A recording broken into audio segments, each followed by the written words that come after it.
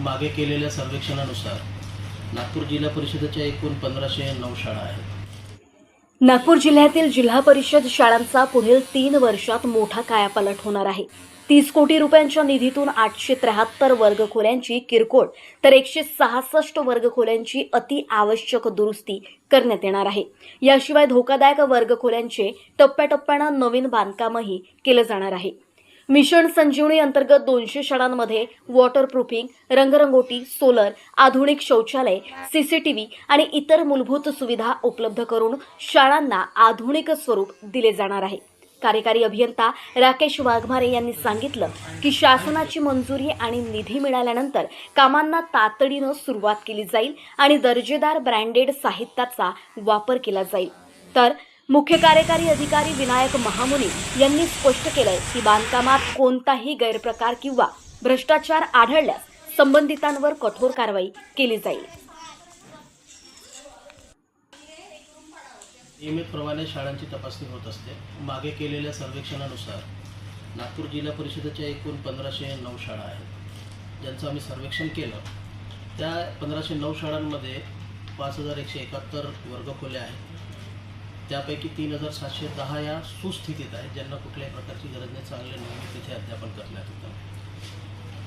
873 अशा शाळा आहेत ज्या 873 वर्गखोल्या आहेत ज्यांना दुरुस्तीची गरज आहे, जिथे वर्ग भरतात परंतु त्यांना दुरुस्तीची गरज आहे।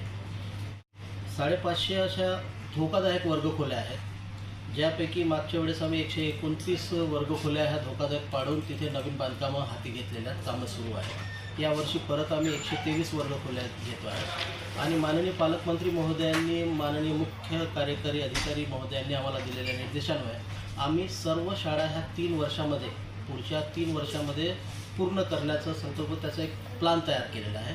2026, 27, 27, 28, 28, 29 पर्यंत या सर्व शाळा, सर्व दुरुस्ते, ज्या खोल्या पाडून आम्हाला बांधायच्या आहेत त्या सगळ्या पाडून नवीन बांधकामं करणे, अशा पद्धतीने पूर्ण प्लान आम्ही तयार केलेला आहे।